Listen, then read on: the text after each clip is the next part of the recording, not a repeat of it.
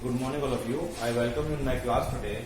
But today we will discuss chapter number 3, synthetic fibers के बारे में डिस्कस कर चुका हूँ मैं already. I have discussed about synthetic fibers in which I have discussed about rayon, neon, silk. मैंने अलग अलग बेटा सिंथेटिक फाइबर्स आपसे डिस्कस किए थे, जैसे कि रेयन हो गया, नायलॉन हो गया, सिल्क हो गया बेटा, ठीक है. यानी कि different types of synthetic fibers we have discussed. Okay. Now we are going to discuss the second part of this chapter, that is plastic. आज बेटा हम प्लास्टिक के बारे में बात करने जा रहे हैं, ठीक है. और प्लास्टिक के बारे में बेटा मेनली हम ये जानना जा रहे हैं आज आपके. तो you know it very well plastic, ठीक है. सबसे पहले जान लो बेटा, जो प्लास्टिक है हमारा वो क्या है, क्रॉस लिंकिंग फाइबर से मिलकर बना होता है. The plastic is made up of cross link fibres. इस तरह के बेटा क्रॉस लिंक फाइबर्स होते हैं प्लास्टिक के, यानी कि जो केमिकल स्ट्रक्चर है प्लास्टिक का वो इस तरह से उसका फॉर्मेशन होता है हमारा. इसमें बेटा फिर क्या है, प्लास्टिक की जो आपकी दो मेन वैरायटी, दो टाइप्स आते हैं प्लास्टिक के, वो कौन कौन से हैं. One is the thermoplastic, the another is the thermosetting plastic.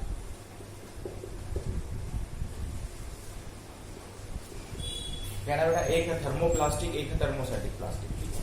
तो बेटा जो थर्मोप्लास्टिक है वो हमारा क्या है बेटा, इजी टू मोल्ड, यानी कि उसको क्या है, उसको हीट करना, उसकी शेप चेंज करना, उसको ब्रेक करना, ठीक है, उसको कन्वर्ट करना किसी और फॉर्म में, उसको हम मॉडिफाई कर सकते हैं.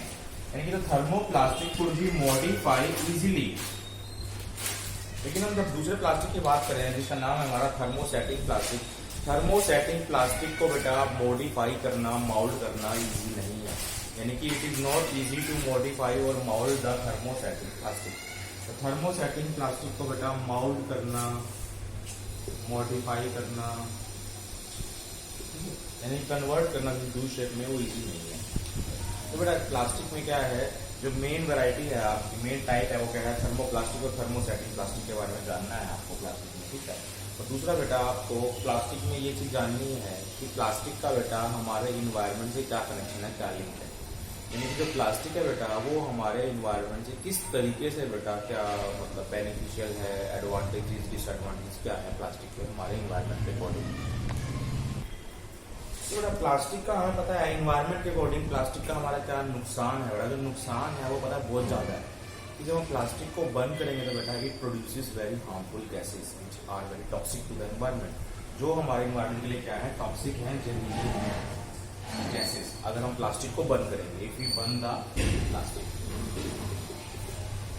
जब बेटा हमने प्लास्टिक को बर्न किया तो उसमें क्या है, बहुत सारी टॉक्सिक और जहरीली गैस प्रोड्यूस करी, जिसके कारण क्या बेटा हमारा प्लास्टिक क्या है, इन्वायरमेंट के लिए हार्मफुल है, डेंजरस है.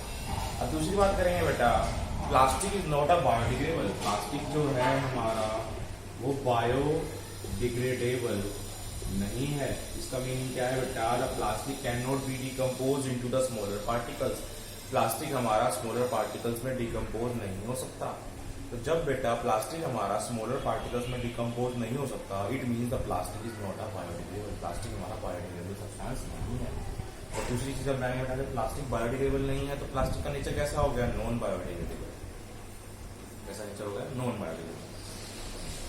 इसके बाद बेटा क्या है, सस्टेनेबल डेवलपमेंट के लिए आप कौन सी पॉलिसी को इंप्लीमेंट करोगे. यानी कि अगर आपको सस्टेनेबल डेवलपमेंट करना है, यानी कि बायोडिग्रेडेबल का प्रॉपर डिस्पोजल करना है और नॉन बायोडिग्रेडेबल को भी क्या है, डिस्पोज करना है इस तरीके से जिससे इन्वायरमेंट को मिनिमम हार्म हो. तो बेटा एक आर की पॉलिसी है हमारी, जिसे बोलते हैं different types of R, reduce, reuse, refuse. ये पॉलिसी करती है बेटा, रिड्यूस मतलब कम कर दो यूज, ठीक है. यानी कि बेटा आप क्लोथ ज्यादा खरीद रहे हो तो क्लोथ को कम खरीदो, और जो क्लोथ पुराने हो गए हैं उसको बेटा क्या है, टेस्टिंग वगैरह के लिए यूज करते हो, ठीक है, उसका यूज कम कर दो, ज्यादा से ज्यादा बेटा क्लोथ का फॉर्मेशन ना हो, ठीक है. तो रिड्यूस किया जाए यूज का, ठीक है, उसका यूज रिड्यूस किया जाए. रीयूज का मतलब क्या है बेटा, एक चीज को हम दोबारा यूज कर सकते हैं. जैसे आपने देखा होगा बेटा कि घर में जो कोल्ड ड्रिंक की बोतल होती है प्लास्टिक की बेटा, उसको हम ठंडा पानी का रखने के लिए रीयूज करते हैं. ऐसे काफी चीज है बेटा जो हम फेंक सकते हैं, लेकिन उसको हम क्या है, रीयूज करते हैं किसी और पर्पज के लिए. हम घर में बेटा क्या है, अपना फ्लोर क्लीन के लिए पोछा वगैरह बना देते हैं पुराने कपड़े का, ठीक है, तो उसको रीयूज कर रहे हैं उस चीज को. तो एक चीज को बेटा क्या है, फिर से रीयूज करो, ठीक है. रिड्यूस करो, कम कर दो यूज. रिड्यूस का मतलब क्या है, कम कर दो उसका, ठीक है, रीयूज करो. ठीक है। और रिड्यूस में क्या सकता है बेटा, जो भी आप प्लास्टिक वगैरह का बैग है उसका रिड्यूस कर दो यूज, और क्या करो जूट बैग्स पे आ जाओ बेटा, बायोडिग्रेडेबल जो आपको मॉल्स वगैरह में मिलते हैं इको फ्रेंडली बैग्स, उस पर आ जाइए आप, ठीक है।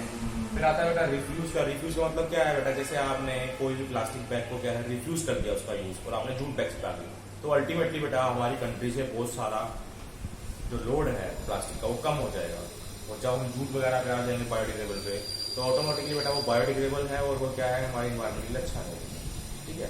इसका बेटा बीच में एक चीज रहेगी, जो प्लास्टिक है बेटा वो क्या है आपके अलग अलग केमिकल से मिलकर बने होते हैं, जैसे बेटा हो गया पीवीसी, नायलॉन, ठीक है, एस्टर, ठीक है। अलग अलग क्वालिटी का प्लास्टिक बेटा क्या है अलग अलग केमिकल से मिलकर बना होता है। तो आप देखोगे बेटा प्लास्टिक, हर चीज प्लास्टिक की ऑलमोस्ट, कूलर, एसी, पॉलिथीन, ठीक है। तो पॉलिथीन का प्राइस कितना चीपर है एज कम्पेयर टू एसी, ठीक है। तो अलग अलग उसमें अलग अलग क्वालिटी का प्लास्टिक यूज हो रहा है, बेस्ड ऑन द ड्यूरेबिलिटी।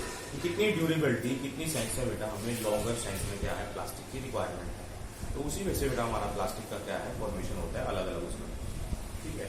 तो ये सब था बेटा चैप्टर का रिकैप, ठीक है। बाकी हम आने वाले ऑनलाइन क्लासेस में, और अब आपके स्कूल में बेटा क्लासेस भी खुलने वाली हैं तो इनके अंदर you know it very well, तो पढ़ लिया होगा आपने। तो it's a very good year for you, the schools are opening and we wish everything positive and we wish again a good start. Thank you very much. Till then बेटा keep studying from the book, ठीक है। Books में आप पढ़िए, और आपका task रहेगा thermosetting, thermoplastic में क्या है आपको डिफरेंस लिखना है और लिखना है। मैं इस वीडियो में आपको होमवर्क नहीं लिख रहा हूँ। Thank you very much for attending this class.